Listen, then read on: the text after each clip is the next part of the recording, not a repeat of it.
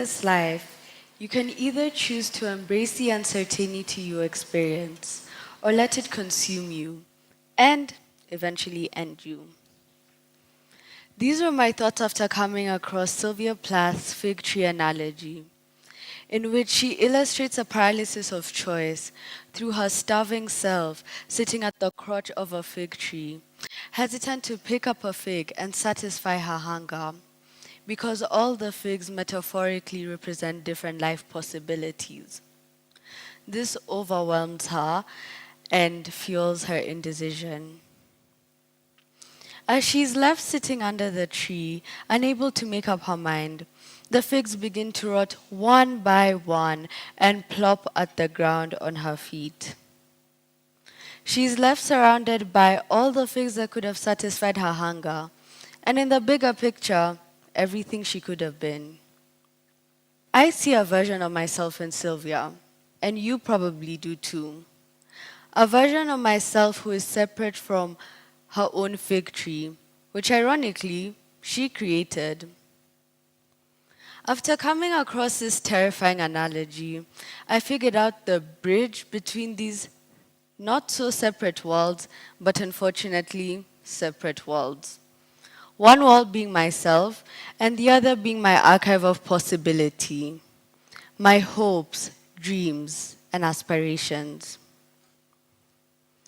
The bridge is simply the action of choice, fighting the impending doom of making up my mind without a doubt, settling on a decision. I believe I'm not limited to a single fig, whether I succeed at it or not, because I'm able to satisfy my palate with new figs when the need arises, as it's all a part of my story. For me, indecision is a frequent occurrence that I have learned to befriend.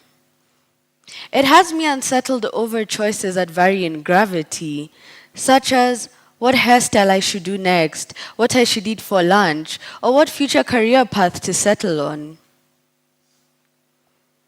Becoming friends with my beloved indecision has taught me to stop viewing it as an enemy of progress and rather as a beautiful gateway to more progress. Now, I really and truly do see that the sky is the limit and not a fig, because my dear friend indecision has taught me that eventually a decision will have to be made. And because indecision exists, I should not fear as I decide, because it represents a multitude of options waiting for me, just in case. After settling on my current hairstyle, the time will eventually come for me to decide on my next hairstyle, and that in itself does give me hope. To decide and undecide and decide again is to progress, as it's what the cycle of life truly entails. As all my past, present, and future decisions are monumental stepping stones to who I once was, who I am now, and the amazing woman I will become. Don't let yourself become a victim to paralysis of choice. Instead, remember my optimistic outlook on indecision. And as a matter of fact, I hope you consider befriending indecision too. In my opinion, there's no such thing as a right choice. It's up to you to make the choice first of all, and to make it right second of all. Don't be like Sylvia, left surrounded by rotten figs around you and wasted potential, to be honest. Remember that when you pick up a fig, the tree doesn't stop bearing. It quite literally grows new branches. Thank you.